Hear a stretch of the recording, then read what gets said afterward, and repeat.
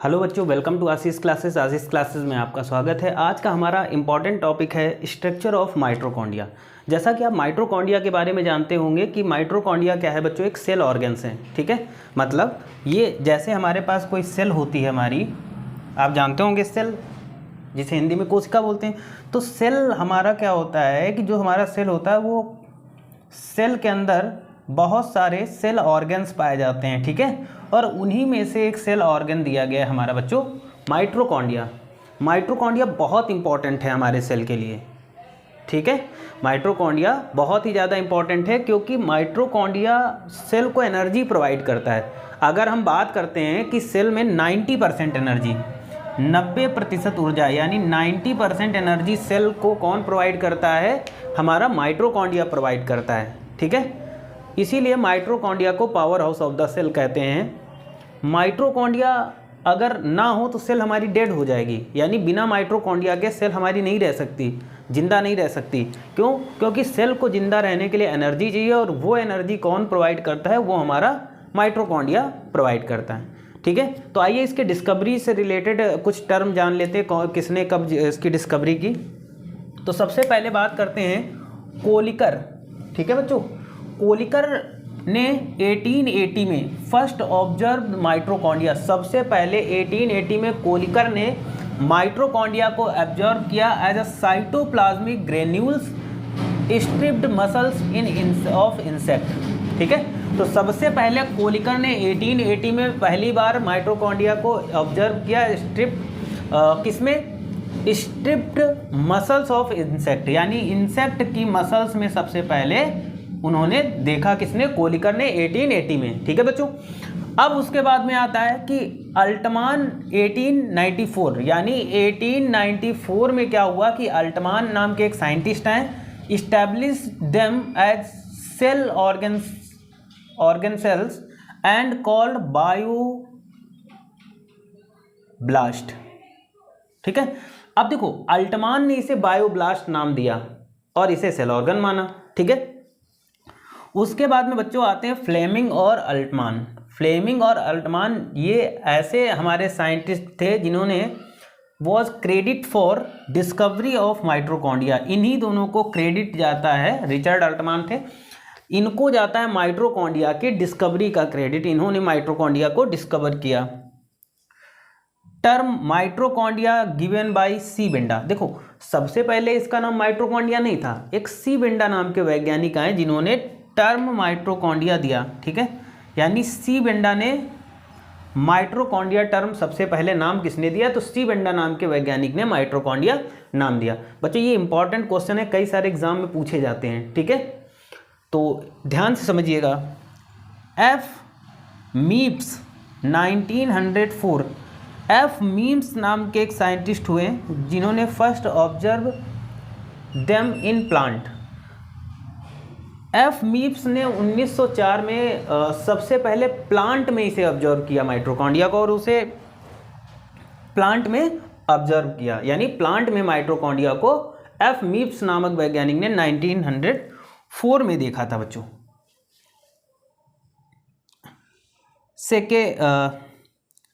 सिकेविट्ज नाम के जो साइंटिस्ट थे उन्होंने क्या किया? इसे power house of the cell कहा, power house of the cell.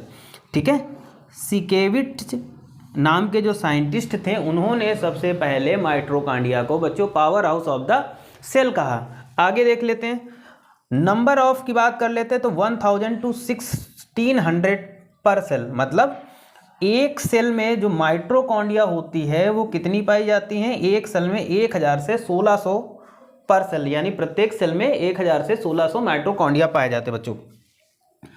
15,000 यानी 50,000 माइटोकॉन्ड्रिया इन एन अमीबा, एक अमीबा के अंदर 50,000 माइटोकॉन्ड्रिया होते हैं। तो ये टर्म बहुत इंपॉर्टेंट है हमारे एग्जाम के अकॉर्डिंग। ठीक है, कि सबसे पहले कोलिकर ने 1880 में first observe the mitochondria in cytoplasmic granules striped in the striped muscles of insect, मतलब इंसेक्ट की जो मसल्स नहीं होती हैं, स्ट्रिप्ड मतलब हिंदी में बोलते तो रेखित पेशियों, उनमें देखा था। उसके बाद अल्टमान आए, फिर उसके बाद फ्लेमिंग और अल्टमान, रिचर्ड अल्टमान ने सबसे पहले माइटोकॉन्ड्रिया नाम दिया। Mitochondria term given by the C Benda. तो ये इंपॉर्टेंट टर्म थे, ठीक है, डिस्कवरी से रिलेटेड। अब हम माइट्रोकॉन्ड्रिया को समझेंगे, ठीक है। तो माइट्रोकॉन्ड्रिया की बात करें तो ये जो स्ट्रक्चर दिया गया है ये माइट्रोकॉन्ड्रिया का स्ट्रक्चर होता है, और mitochondria covered by double layer, ठीक है। जो माइट्रोकॉन्ड्रिया होता है वो डबल लेयर के द्वारा क्या होता है बच्चों, कवर्ड होता है। इसमें एक होती है हमारी आउटर लेयर, आउटर मेम्ब्रेन, ठीक है, और एक होती है इनर मेम्ब्रेन। तो माइट्रोकॉन्ड्रिया क्या होता है बच्चों, दो मेम्ब्रेन के द्वारा क्या होता है, कवर्ड होता है, ये सबको पता है ना। एक होती है हमारी आउटर मेम्ब्रेन और दूसरी होती है हमारी इनर मेम्ब्रेन।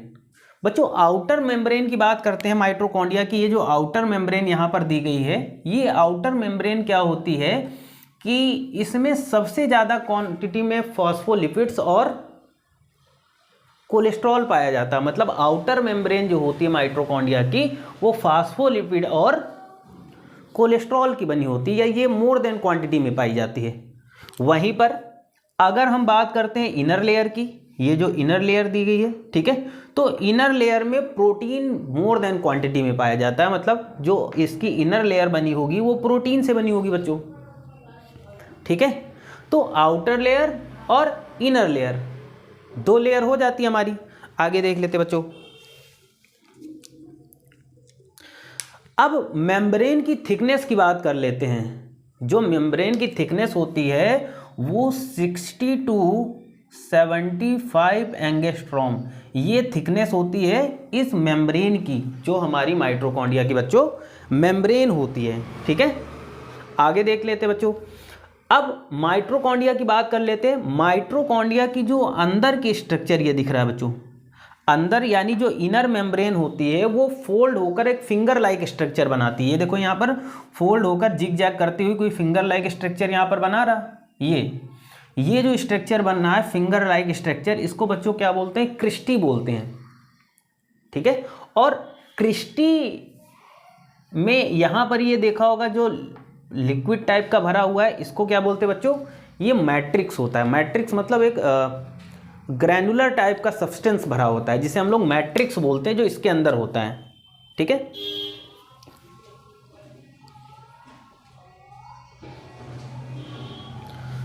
ठीक, अब देखो आउटर और इनर मेम्ब्रेन के बीच का जो स्पेस होता है बच्चों, उसको बोलते हैं हम माइट्रोकॉन्ड्रियल स्पेस।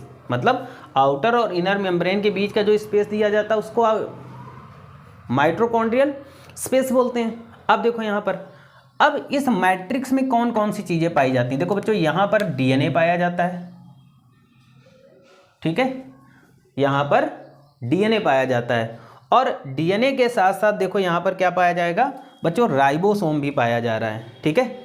डीएनए पाया जा रहा है, राइबोसोम पाया जा रहा है, और यहाँ पर कुछ F1 पार्टिकल पाए जाते हैं, ठीक है।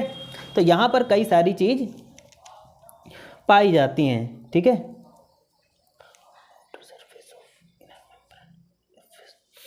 अब outer surface of inner membrane, जो इनर मेम्ब्रेन की आउटर सरफेस होती है उसको बच्चों हम लोग बोलते हैं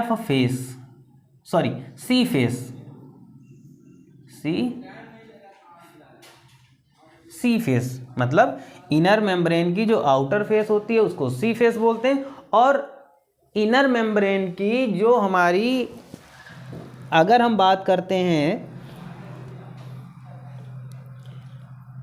इनर सरफेस जो होती है उसको एम फेस बोलते हैं। मतलब इनर सरफेस को एम फेस और आउटर सरफेस को एफ फेस, ठीक है।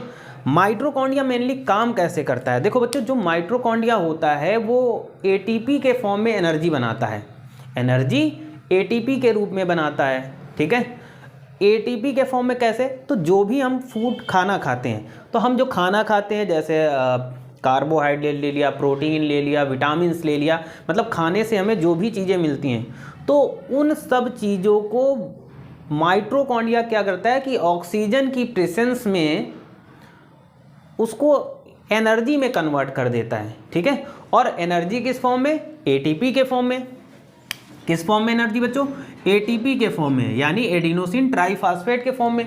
अब वो एटीपी की जो एनर्जी होती है, एटीपी के फॉर्म में जो एनर्जी होती है वो क्या होती है, वो सेल को एनर्जी प्रोवाइड करती है।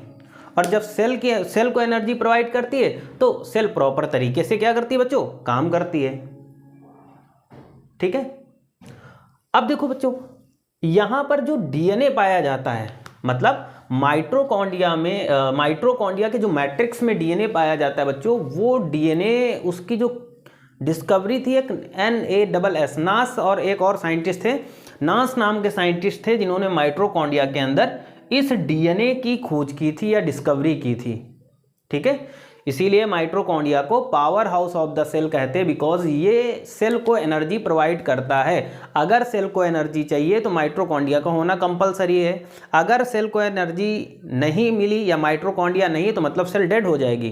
तो कहीं ना कहीं मेन रोल रहता है हमारे माइटोकॉन्ड्रिया को। ये पूरी जितनी भी हमारे बॉडी में सेल्स होती हैं उन सबको माइटोकॉन्ड्रिया क्या करता है कि एनर्जी प्रोवाइड करता है। ठीक है, अब आगे देख लेते हैं।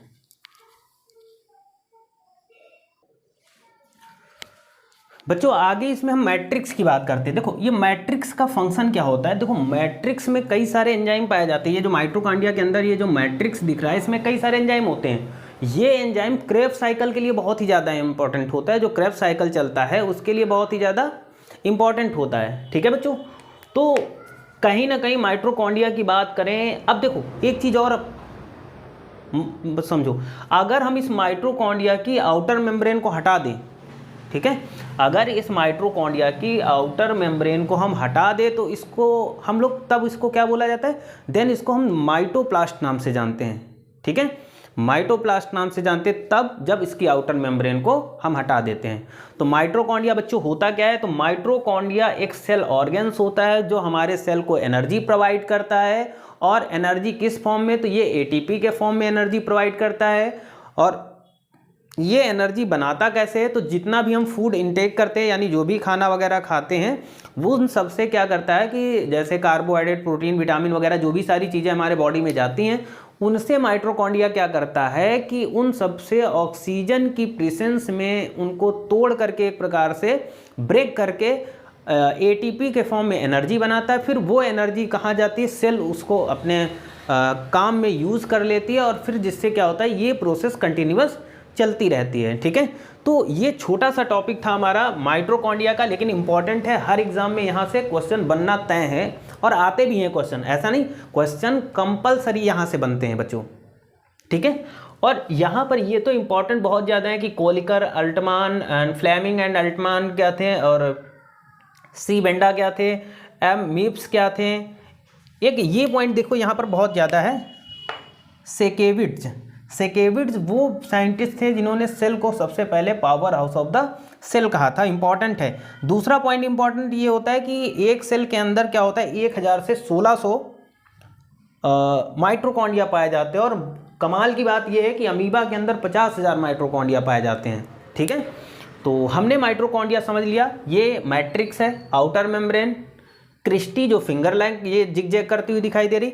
यहीं पर बच्चों देखो यहाँ पर छोटे छोटे राइबोसोम भी हमारे पाए जाते हैं। ठीक है, राइबोसोम दो प्रकार के होते हैं, 70S और 80S प्रकार के राइबोसोम। ठीक है, तो यहाँ पर राइबोसोम पाए जाते हैं। ये एटीपी के फॉर्म में एनर्जी बनाता है। इसकी एक इनर मेम्ब्रेन होती है और एक आउटर मेम्ब्रेन। और यहाँ पर माइटोकॉन्ड्रिया में कुछ F1 पार्टिकल्स भी पाए जाते हैं। ठीक है, थिकनेस बात करें मेम्ब्रेन की, जो थिकनेस होती है वो 60 to 75 एंगस्ट्रॉम होती है इस मेम्ब्रेन की। ओके, तो बच्चों अगर आप चैनल पर नए हैं तो वीडियो को लाइक करिए, सब्सक्राइब कर दीजिएगा और वीडियो को शेयर कर दीजिएगा। आई थिंक सबको समझ में आया होगा। Thank you for this class.